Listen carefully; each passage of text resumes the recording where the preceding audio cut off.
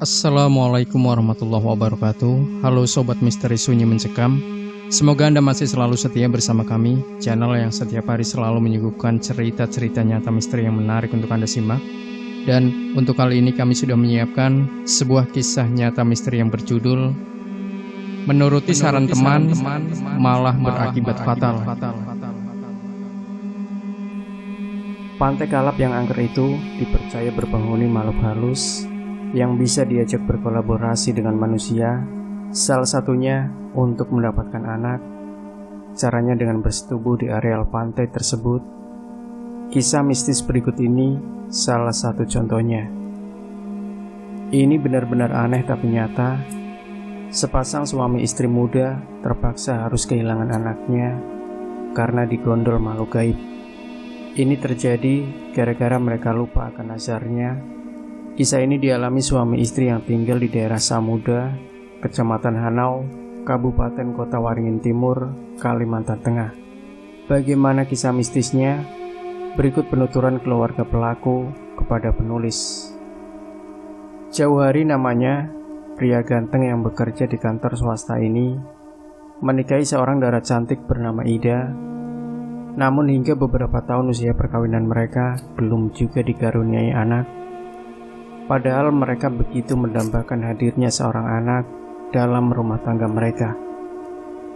Telah banyak dukun maupun dokter yang mereka hubungi, namun tak juga membuahkan hasil. Hingga akhirnya jauh hari berputus asa. Dia lebih banyak melamun daripada bekerja. Hal ini membuat Ida istrinya jadi uring-uringan, apalagi jauh hari sering bolos bekerja, sehingga terancam dipecat dan kehilangan penghasilan. Untung saja atasan Jauhari masih mau mengerti dengan apa yang dirasakan oleh anak buahnya. Dengan niat tulus ingin membantu kesulitan karyawannya, suatu hari Jauhari dipanggil ke ruang kerja si bos.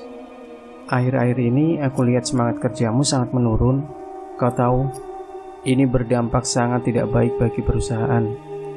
Mengingat kau menempati posisi penting di perusahaan ini, ceritakanlah apa sesungguhnya yang terjadi pada dirimu, kata si bos dengan sikap yang sangat familiar. Maafkan saya pak, saya memang ada masalah, dan itu sangat mengganggu pikiran saya, jawab Jauhari. Dia menceritakan perihal yang membuat hatinya galau, yakni tentang keinginannya untuk segera mempunyai anak, tapi tidak juga kesampaian. Mendengar itu, sang bos langsung tersenyum. Aku punya cara untuk masalahmu ini, tapi coba-coba dululah, ini belum tentu berhasil, katanya. Cara bagaimana pak? Jauhari langsung tertarik. Begini, sang bos langsung mendekatkan mulutnya ke arah telinga Jauhari agar suaranya terdengar lebih jelas. Kau tahu lokasi Pantai Kalap kan? Lokasi yang selama ini dipandang angker, tapi membawa berkah di daerah kita. Nah, kau bawalah istrimu ke sana, lalu lakukan persetubuhan. Sambil begitu, kau memohonlah agar dikaruniai anak. Sang bos lalu tersenyum. Ini sudah dicoba oleh relasi bisnisku dulu, dan ternyata terbukti berhasil. Tapi ingat, sesudah itu, kau ucapkan nazarmu, apa yang akan kau lakukan kalau kau dikaruniai anak. Lalu tepati janjimu itu. Semudah itukah pak? Jauhari terbelalak. Ya, kau cobalah dulu, semoga berhasil, tanda si bos. Meski dengan hati setengah tak percaya, Jauhari menuruti juga kata bosnya. Saat hari libur tiba, dia mengajak istrinya ke tempat yang dimaksudkan. Pagi hari itu juga mereka ke Pantai Kalap, tempat orang biasa melakukan ritual untuk berbagai macam hajat. Memang sebagian orang menganggap tempat ini merupakan sarang makhluk halus. Setelah mereka sampai di Pantai Kalap yang letaknya sekitar 100 km dari kota Sampit, keduanya turun dari sepeda motor, lalu di semak-semak di pinggir pantai. Keduanya melakukan perjumbuhan hingga Jauhari terpancing gairahnya. Lalu dia melepas seluruh pakaiannya. Karuan saja hal ini membuat istrinya terbelalak. Sambil tersenyum geli, tapi dia juga akhirnya melepas seluruh pakaiannya. Begitulah, hari sudah menjelang sore. Ketika keduanya selesai berasik masyhur, keduanya berkeringat dan terengah-engah, lalu cepat-cepat memakai baju masing-masing. "Apa benar kita akan segera punya anak, Bang?" tanya Ida penuh harap. "Mudah-mudahan saja. Kita hanya berusaha. Tuhanlah yang menentukan. Yang penting kita harus banyak-banyak berdoa," jawab Jauhari. Anehnya, sebulan sesudah peristiwa itu, ternyata dia memang benar-benar hamil. Hal ini tentu saja membuat Jauhari bagaikan bermimpi. Dia terbelalak seakan-akan tidak percaya melihat hasil pemeriksaan di rumah sakit. "Kamu benar-benar hamil, Dik?" cetusnya dengan rasa bangga. "Iya, Bang. Aku benar-benar hamil. Dan itu berarti kita akan punya anak," kata Ida yang juga tak bisa menyembunyikan kegembiraannya. Alangkah bahagianya hati Jauhari dan istrinya saat itu. "Kalau anakku lahir nanti, aku akan kelilingi Pulau Kalimantan. Aku akan kelilingi Pulau Kalimantan ini 7 kali, Dik," kata Jauhari sambil tertawa. Maksudnya cuma main-main. Tapi anehnya, bersamaan dengan ucapan itu, tiba-tiba petir menyambar. Keduanya kaget, lalu mereka sama-sama terdiam. "Suara apa itu, Bang?" tanya Ida cemas. "Ya, suara petir. Emangnya suara apa?" Jauhari bagai tidak peduli karena kegembiraan hatinya. Hari-hari berikutnya, keduanya terus merasakan kegembiraan menanti kelahiran anak pertama. Akhirnya anak pertama mereka lahir. Keduanya merasa sangat bersyukur karena mereka dikaruniai anak laki-laki yang lucu dan menggemaskan, yang kata sebagian orang sangat mirip dengan bapaknya. Selamat aku ucapkan kepada kalian. Kalian beruntung bisa mendapatkan anak setelah sekian lama dinanti-nantikan, kata sang bos ketika mendengar berita kelahiran anak Jauhari. "Kami memang sangat bersyukur, ini berkat petunjuk Bapak. Lokasi Pantai Kalap itu benar-benar hebat, Pak. Sungguh luar biasa," kata Jauhari berapi-api. "Hush, Abang jangan berkata begitu. Itu syirik namanya, Bang." Ida coba mengingatkan. Sang bos malah tertawa. "Istrimu itu benar. Kau harus banyak-banyak bersyukur kepada Tuhan," katanya. "Tapi ngomong-ngomong, kau janji apa waktu itu di Pantai Kalap?" tanyanya setelah diam sejenak. Sejenak hening di antara mereka. Jauhari sendiri bingung, sebab waktu itu dia tidak berjanji apa-apa. "Kalau kau malu mengatakannya, ya tidak apa-apa. Tapi mesti diingat bahwa janjimu setelah berhajat di sana harus kau tepati," kata sang bos lagi. "Tapi kami tidak berjanji apa-apa," kata Jauhari spontan. Jawaban ini membuat sang bos mengerutkan alisnya. "Tidak berjanji apa-apa? Ah, tidak mungkin. Bagaimana anak kalian bisa lahir?" ujarnya seperti bingung. Jauhari dan istrinya kembali saling berpandangan. Namun Ida tiba-tiba berucap, "Waktu mendapatkan tes positif kehamilan, Bang Jauhari cuma bilang, jika bayi kami lahir, nanti Bang Jauhari akan berkeliling Pulau Kalimantan sebanyak 7 kali. "Ah, tapi itu cuma main-main," sahut Jauhari cepat. Dia agak terlihat gugup di hadapan bosnya. "Mudah-mudahan tidak apa-apa. Tapi lain kali aku menyarankan kalian harus lebih hati-hati lagi ya jika mengucapkan janji. Apalagi yang menyangkut urusan Pantai Kalap," kata sang bos. Waktu terus berlalu. Tak terasa Jauhari dan Ida sudah 3 tahun merasakan kebahagiaan mempunyai seorang anak. Tak terasa pula Jauhari sudah melupakan janjinya di masa lalu yang dia ucapkan sewaktu istrinya positif mengandung. Dan selama itu ternyata tak terjadi keanehan apapun. Memang janji terkadang sulit ditepati, apalagi janji yang menyangkut hal yang mustahil untuk kita laksanakan. Tapi itulah janji. Kadang-kadang sebagian dari janji yang kita ingkari malah bisa membawa malapetaka bagi diri kita. Seperti halnya Jauhari yang telah mengingkari janjinya. Hari masih pagi ketika Jauhari terkejut mendengar jeritan Ida istrinya. "Bang, abang!" Dia berteriak dari dalam rumah. Jauhari bergegas mendatangi istrinya. "Ada apa? Pagi-pagi kok ribut?" tanyanya. Ida masih kelihatan bingung. "Si Ucit kemana? Tadi waktu aku ke dapur dia masih di kamar ini. Tapi waktu aku balik ke kamar, dia sudah tak ada lagi." "Mana aku tahu. Mama lihat sendiri kan. Dari tadi aku sedang asik membersihkan halaman." "Mungkin dia keluar sendiri dan bermain," kata Jauhari. "Cobalah kita cari di halaman belakang. Siapa tahu si Ucit ada di sana." Keduanya jadi sibuk mencari-cari, tapi si Ucit tidak juga mereka ketemukan. Bahkan keduanya menggeledah seisi rumah sampai ke halaman tetangga segala. Kemana perginya anak itu? Tidak biasanya dia seperti ini, keluh Ida kian cemas.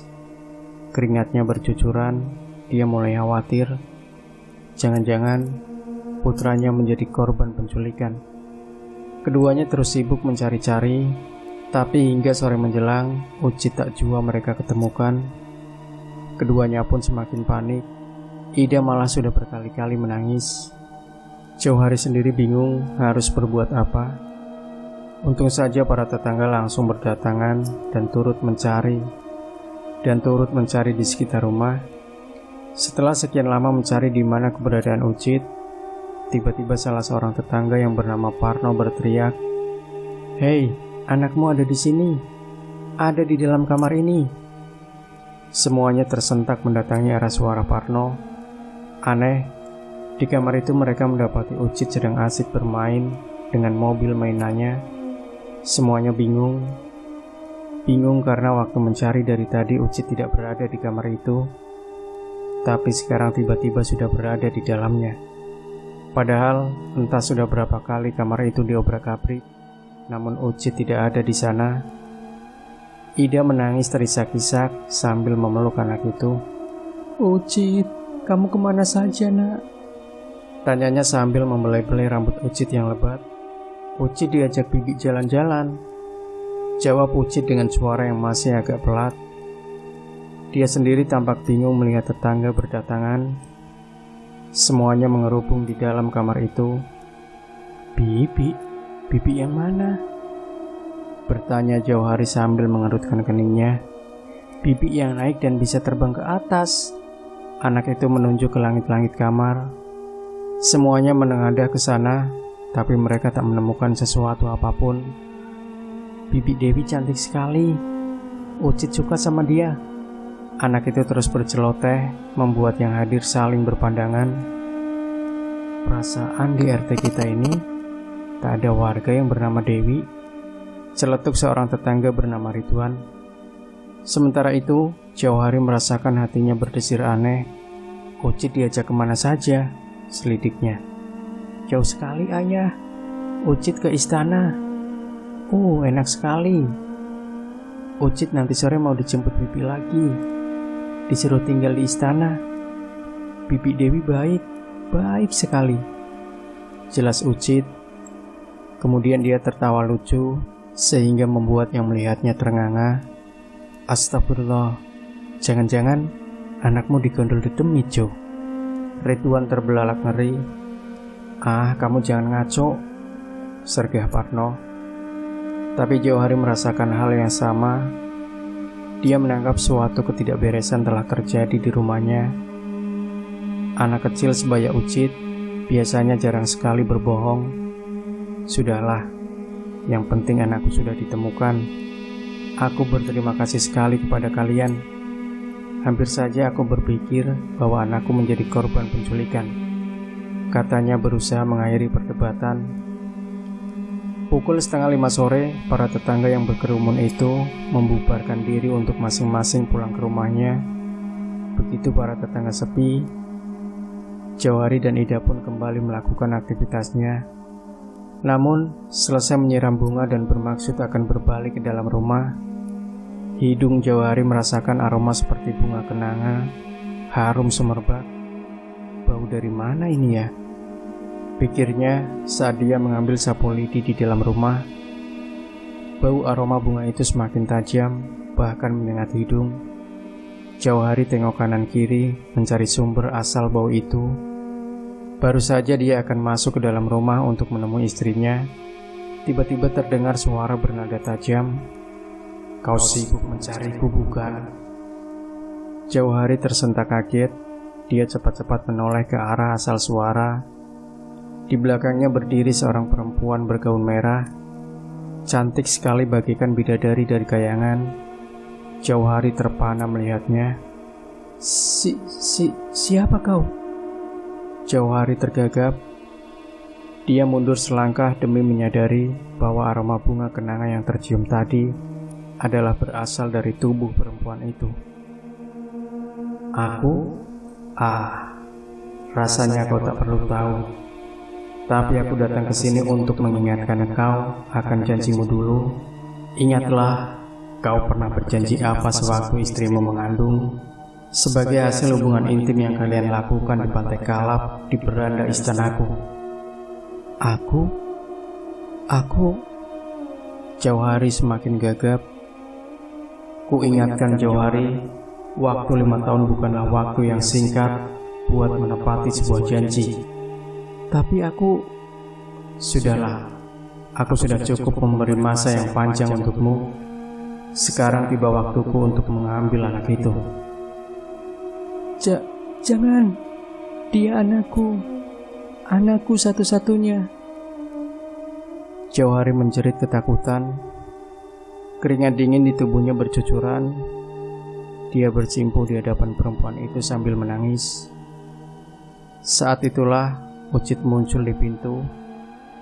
Dia menatap lucu ke arah perempuan jelita itu. "Ih, Bibi Dewi datang. Asik," cetusnya untuk kemudian menghambur ke pelukan perempuan cantik itu yang serta-merta menggendongnya. "Kita jalan-jalan ke istana lagi yuk," ajak Ucit dengan lugunya.